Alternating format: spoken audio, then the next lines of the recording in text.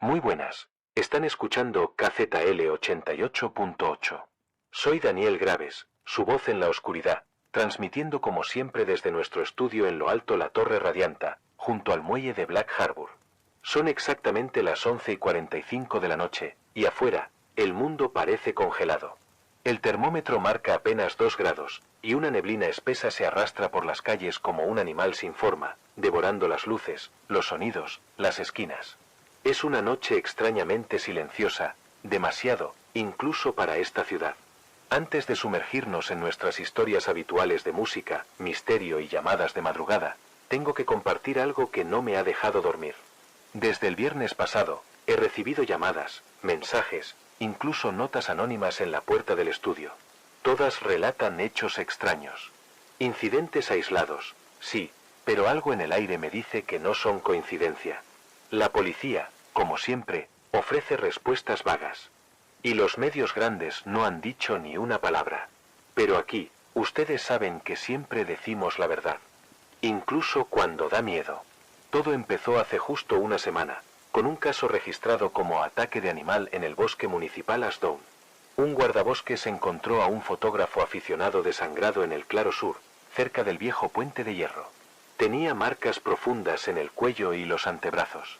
La sangre, según el informe preliminar, se había filtrado en la tierra húmeda, dejando apenas rastro del cuerpo.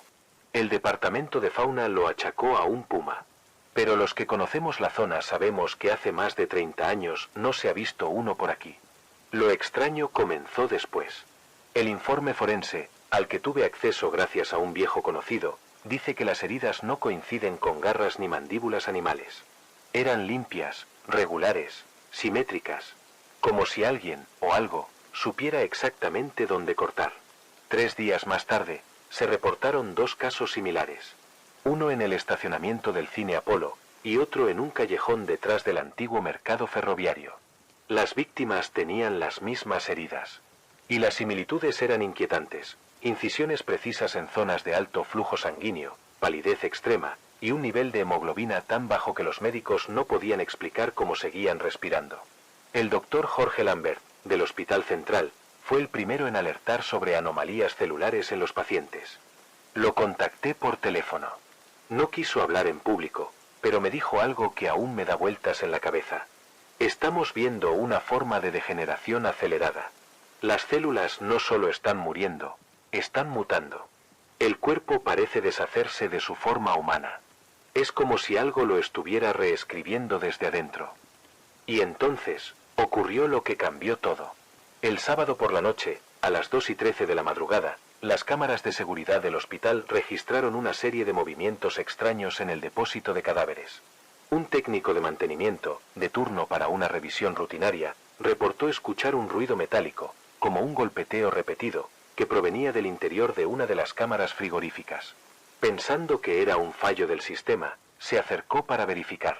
Lo que sucedió después no está en el informe oficial, pero sí en las imágenes. El técnico abre lentamente el cajón, y de pronto, cae de espaldas y sale corriendo del lugar como si hubiera visto al mismo demonio. Lo que las cámaras no muestran es el contenido exacto del cajón. Pero un segundo después, algo se mueve. Algo humano, o casi. Se incorpora y baja del compartimento. Luego desaparece del encuadre. El hospital no ha dado declaraciones. Pero el técnico renunció esa misma noche. Desde entonces, no ha respondido llamadas. Ni de su familia, ni del hospital. Como si se lo hubiera tragado la tierra. Lo más escalofriante me lo contó Clara, una oyente habitual que vive en la zona norte. Me llamó anoche, llorando. Me contó que su sobrino de 8 años se había despertado gritando, jurando que alguien lo observaba desde la ventana. Cuando Clara fue a mirar, no vio a nadie. Pero al día siguiente, encontró marcas de uñas en el marco de madera, a 2 metros del suelo. Como si alguien muy alto o muy ágil, hubiera trepado hasta allí. La policía dijo que eran rasguños de ardilla. Pero Clara me juró que no era así. Y luego está el caso del anciano Jacob Fields, que vivía solo en la casa 227 de la calle Holloway. Fue ingresado en el hospital la semana pasada con síntomas de infección desconocida. Le dieron el alta demasiado rápido, según los vecinos. Anoche, una joven reportó haberlo visto en el cementerio local, de pie junto a una tumba abierta. Cuando intentó acercarse, él giró la cabeza, y sus ojos brillaban. No por reflejo, sino desde dentro. Como si tuviera luz propia. Esta mañana, el banco de sangre del hospital regional fue asaltado. No se robaron equipos. No tocaron computadoras ni medicamentos. Solo sangre. Hablé hace unas horas con el doctor Henry Lovell, un microbiólogo del Centro Estatal de Enfermedades Emergentes. Le pedí que analizara la posibilidad de una nueva infección transmitida por fluidos. Esto fue lo que me dijo, con voz apagada. Hay organismos en la naturaleza que pueden modificar el comportamiento de su huésped. El virus de la rabia, por ejemplo, afecta al cerebro y provoca agresividad extrema, facilitando su transmisión mediante mordidas. Imagine ahora a un agente más inteligente. Uno que no solo cambie la mente, sino también el cuerpo. Que convierta al huésped en una herramienta de propagación, pero sin matarlo de inmediato. Le pregunté si era posible que dicho organismo necesitara sangre humana para sobrevivir. Su respuesta fue directa: es perfectamente posible. La sangre es rica, accesible, y si el agente es suficientemente avanzado, podría inducir al huésped a buscarla activamente, como instinto primario. Aquí, en la cabina, con las luces tenues y el murmullo de la ciudad apagado por la niebla, hay una sensación que no puedo sacudirme. Como si algo estuviera a punto de romperse. Como si algo ya lo hubiera hecho, y solo ahora lo estamos notando. He recibido reportes de condados vecinos. Todos relatan lo mismo. Ataques en la noche. Gente que desaparece. Gente que vuelve, diferente. Hace solo unos minutos, recibí un mensaje cifrado de mi fuente en el hospital. Es breve, pero claro, encontramos al fotógrafo. O lo que queda de él. Estaba colgado del techo en el depósito del hospital. Seco. Como si alguien lo hubiera deshidratado desde adentro. Y lo peor, tiene marcas de incisiones quirúrgicas que no estaban allí cuando murió. Según el análisis, ese cuerpo lleva muerto al menos un mes. Pero eso es imposible. A menos que, Dios mío, perdonen el silencio, oyentes. Estoy procesando lo que significa todo esto.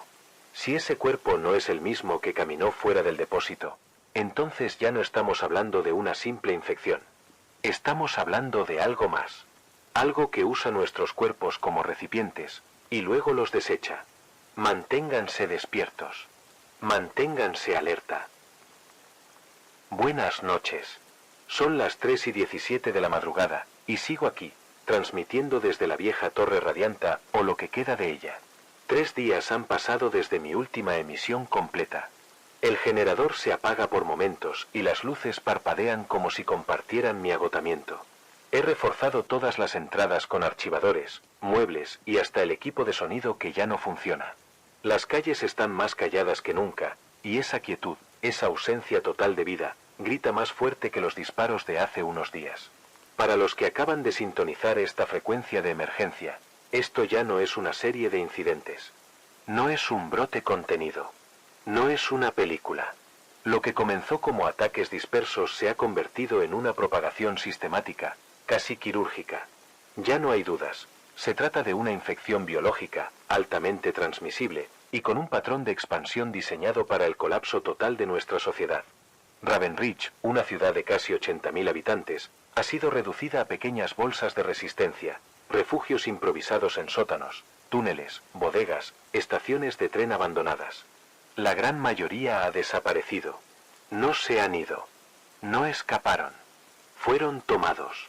Durante estas últimas 96 horas, he recopilado grabaciones, testimonios, análisis médicos, fragmentos de llamadas, y lo más importante, conversaciones con los pocos expertos que aún pueden o quieren hablar. Y gracias a eso, pude reconstruir el origen de esta pesadilla. Todo apunta a una sola persona, Dr. Mark Bell, 44 años, virólogo especializado en ecología de patógenos, afiliado al Instituto Internacional de Enfermedades Emergentes. Hace apenas 3 semanas, Bell volvió de una expedición a las cavernas de Morva, un sistema subterráneo en los Balcanes que se mantuvo sellado durante más de 500 años hasta que un deslizamiento de tierra lo abrió. Su equipo documentó hongos cristalinos y ecosistemas bacterianos jamás vistos. Fue allí donde todo empezó. Bell se lesionó explorando una galería secundaria, una cortadura profunda en la palma, causada por lo que describió en su diario como una espina vítrea, más parecida a un hueso que a una roca. En sus propias palabras, tomadas de un audio recuperado de su tablet: siento que algo fluye dentro de mí, como si me hubieran inyectado fuego líquido. Y no duele. Es placentero. Vivo. Fue trasladado a un hospital privado apenas regresó. Los médicos notaron alteraciones severas en sus glóbulos rojos y leucocitos, pero antes de ser puesto en aislamiento, escapó. Lo hizo en silencio, sin violencia, usando identidades falsas y accediendo a recursos con una precisión espeluznante. Se instaló en el edificio Red Bell, en el sector este de la ciudad, el mismo donde ocurrieron los primeros ataques. Desde allí, cada infectado puede ser rastreado como ramas de un árbol oscuro, extendiéndose por corredores, estaciones, mercados, casas. El doctor Samir Ochoa, microbiólogo del instituto que colaboraba con Bell antes de la ruptura de comunicación, me compartió su último análisis. El patógeno tiene doble estructura genética, una mezcla de retrovirus y organismo simbiótico. Penetra la sangre, se fija en el hierro de la hemoglobina, y desde ahí, toma el control. Primero modifica el sistema inmunológico para protegerlo. Después, ataca el sistema límbico, bloquea el miedo, e induce hambre. Pero no de comida, de sangre. Lo peor, el parásito parece consciente. Los infectados no vagan sin rumbo. Coordinan, cazan en grupos, se adaptan, a veces retroceden, para tender emboscadas, como si alguien o algo los guiara. Basado en los patrones recogidos, estas son las etapas identificables de la infección. Etapa 1. Contagio, exposición directa a sangre infectada, fiebre alta, sudor excesivo, aumento de la percepción sensorial, agudeza auditiva, visión nocturna. Etapa 2. Rechazo lumínico, dolor al contacto con luz artificial o solar. Etapa 3. Alteración biológica, se intensifica la fuerza física, junto con una ralentización metabólica. Etapa 4. Reconfiguración total, la digestión se detiene.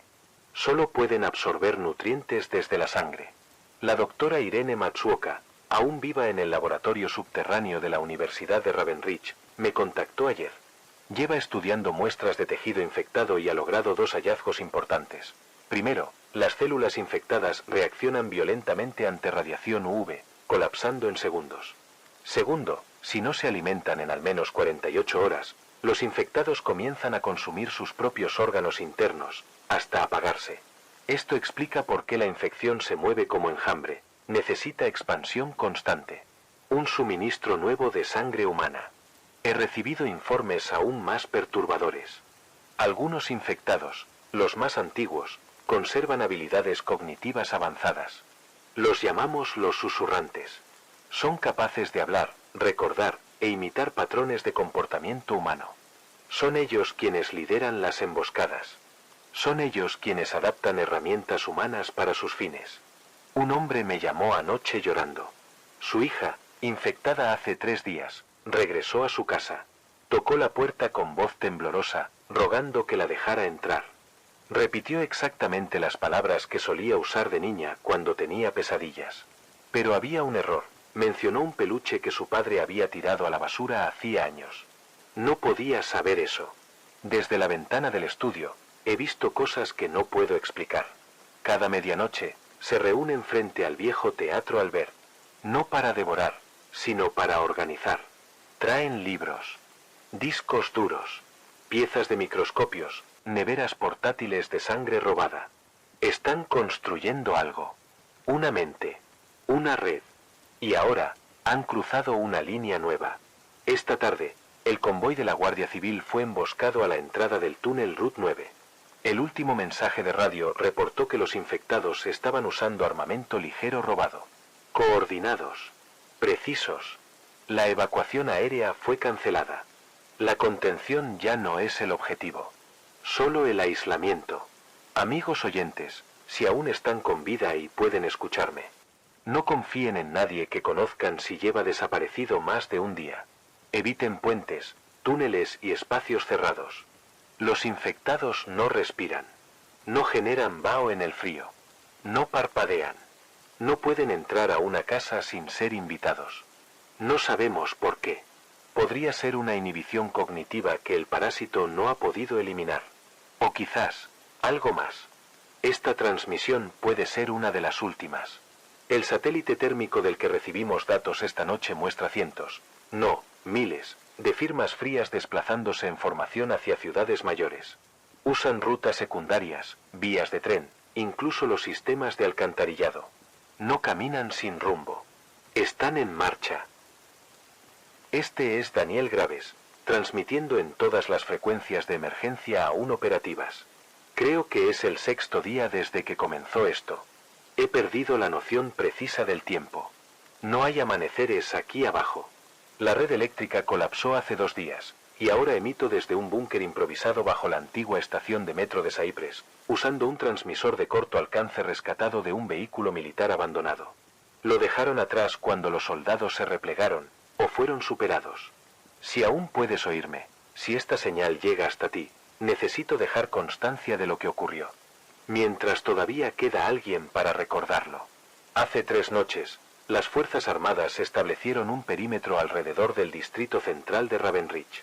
Un muro de contención, luces UV en cada poste, sensores de movimiento, escáneres térmicos. Patrullas constantes. Parecía una fortaleza.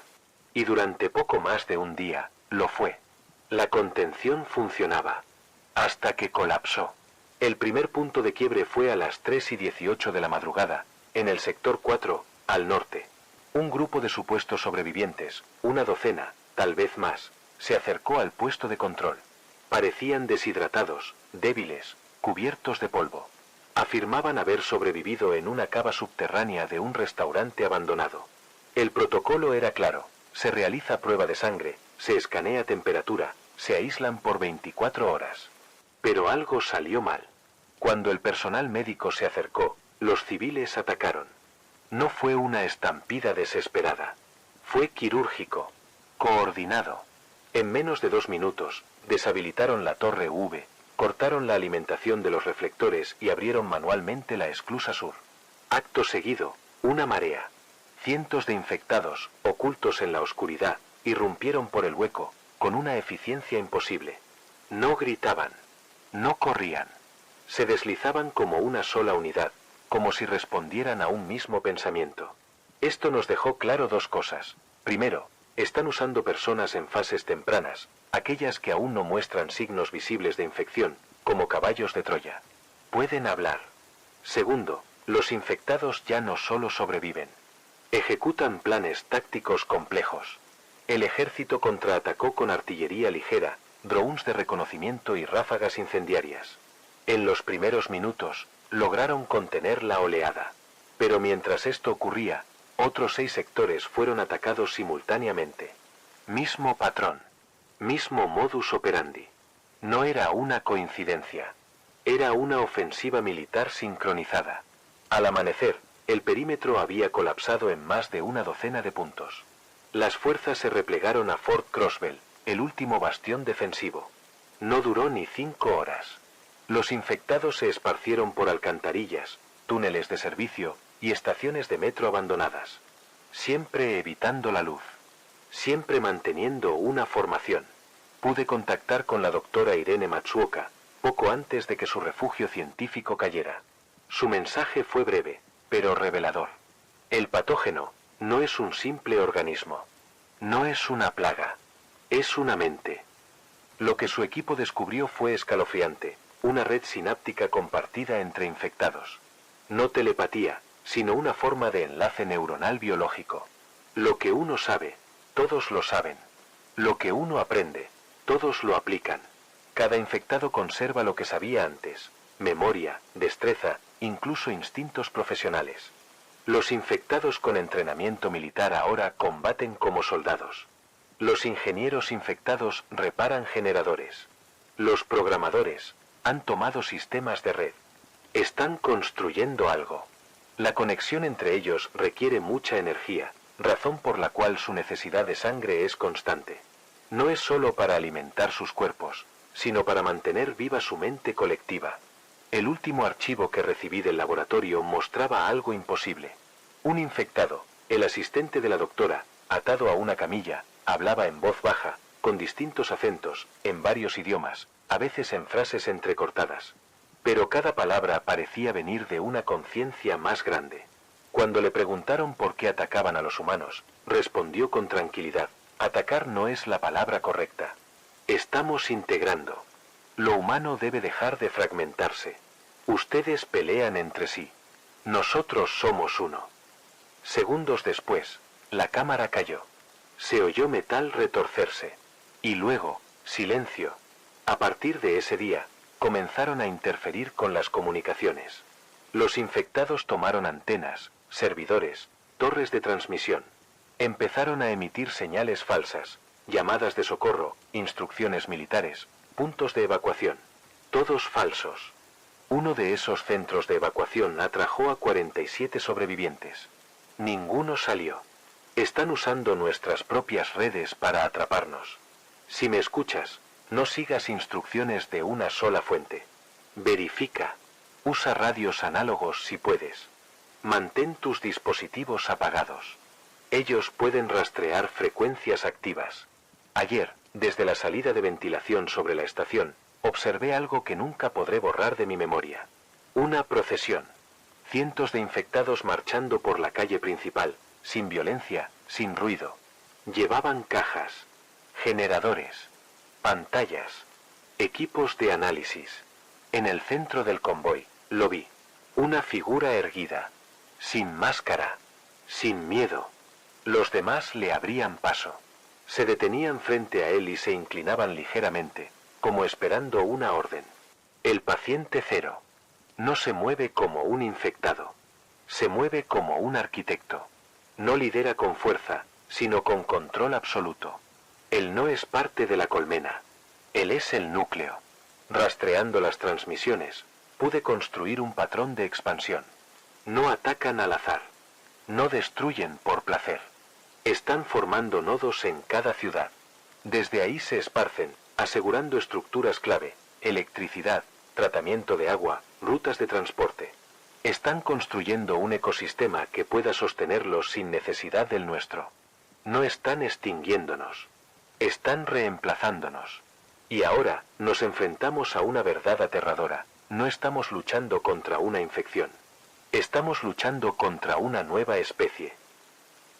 Este es Daniel Graves, emitiendo en frecuencias rotativas de emergencia. Han pasado 12 días desde mi última transmisión, y muchas cosas han cambiado. Después de la caída del búnker en Saipres, me vi obligado a evacuar. Escapé a través de los túneles de ventilación con apenas un receptor y una mochila de suministros. He estado moviéndome entre refugios improvisados, siguiendo señales de baja frecuencia, y lo que he descubierto en el camino me ha devuelto algo que creí perdido: esperanza. Estoy ahora en un contenedor enterrado bajo lo que alguna vez fue el centro comercial West Point. Funciona como estación de enlace de la red, una organización descentralizada de sobrevivientes conectados por señales cifradas que los infectados aún no han podido rastrear. Aquí he visto algo que no veía desde el inicio del brote: organización, propósito, comunidad. La red, resistencia inteligente. A diferencia de la mente colmena, la red se basa en células autónomas que comparten información pero actúan por separado. La comunidad donde me encuentro alberga a 38 personas, médicos, ingenieros, soldados y civiles adaptados a la nueva realidad. Tienen cultivo hidropónico, agua filtrada, defensa perimetral con UV, todo bajo tierra. Avances tecnológicos de la resistencia. La red ha desarrollado tecnología simple pero efectiva. Un rayo de esperanza, cura parcial. En un laboratorio subterráneo en North Lake, han creado un compuesto experimental derivado de enzimas marinas. Este suero puede expulsar al parásito, si se aplica durante las primeras 48 horas. No es perfecto. No es seguro. Pero ya ha funcionado 5 veces. Y eso cambia todo. Nuevas reglas, ya no solo enemigos. Ahora, la red busca rescatar infectados tempranos. Se ha prohibido eliminarlos sin intentar tratamiento. Ya no hablamos solo de monstruos. Hablamos de personas atrapadas. Si eres un sobreviviente, aquí está el protocolo de rescate. Emite en la frecuencia 120 y repite cada hora. Al responderte, te harán preguntas personales o éticas. El parásito no puede simular empatía, ironía o dilemas morales. Nueva arma, pulso EMP dirigido. Se ha comprobado que una descarga electromagnética bien focalizada puede interrumpir la conexión neural del parásito por varios minutos. No mata, pero permite rescates. Más allá de la resistencia, la red ha fundado santuarios ocultos para niños y familias. En uno de ellos, bajo una mina del norte, más de 200 niños estudian, pintan, aprenden historia. Allí no solo sobreviven, viven. Recuerdan quiénes somos. Este es Daniel Graves. Transmito desde una estación segura de la red, enterrada bajo los restos del Instituto de Comunicaciones de Ravenrich. Han pasado 16 días desde que esto comenzó. Y aunque el mundo ha cambiado, seguimos aquí. Hoy no hablo solo de advertencias. Hoy les traigo comprensión. Y un camino. El brote es global. A través de señales de onda corta y canales codificados, la red ha establecido contacto con células en Europa, Asia y América del Sur. Los patrones se repiten: zonas urbanas dominadas por los infectados, zonas rurales y montañosas convertidas en refugios humanos, infraestructura colapsada, pero comunidades aún vivas. Esto confirma algo: no fue un solo brote. Fue una activación global. Ya ha ocurrido antes. Siempre el mismo patrón: aparición, expansión y colapso. Y siempre sobrevivimos. La clave: su propia biología. Científicos de la red han identificado un componente genético en el parásito, un límite interno. Cuando la red neuronal infectada se expande demasiado, su eficiencia disminuye, hasta colapsar. Es decir, la colmena no puede crecer para siempre. Llega un punto donde se destruye a sí misma. Y si esto es cierto, no tenemos que ganar, solo resistir. Cambios en la estrategia. A partir de esto, la red ha adaptado su enfoque: priorizar la supervivencia, no la confrontación, evitar ataques directos, desarticular nodos estratégicos, no grupos, mantener la movilidad y descentralización. Señales de debilitamiento. En las últimas 48 horas, se han observado fallos en la colmena, infectados actuando sin orden, conflictos entre grupos, procesadores que abandonan instalaciones, casos de infectados ayudando a humanos. La doctora Patel cree que algunos anfitriones están comenzando a recuperar fragmentos de su conciencia. Ya hay protocolos en marcha para rescatar y estudiar estos casos. No eliminar, observar, recuperar. La red persiste. Las comunidades bajo tierra no solo sobreviven, crean. Se enseñan matemáticas, literatura, historia, arte. Se canta, se ríe, se recuerda lo que somos. En un refugio del norte, más de 200 niños siguen aprendiendo cada día. Eso es algo que el parásito nunca entenderá. Estructura enemiga confirmada. Mensaje final: si escuchas esto, no estás solo. Transmite tu ubicación en 120 MHz. Repite cada hora, en el primer minuto. Recuerda, nunca reveles un refugio por radio. Verifica siempre con preguntas emocionales o éticas. El parásito puede imitar, pero no sentir. El amanecer está cerca. No solo el de mañana, el de un nuevo comienzo. Resiste, sobrevive, permanece humano.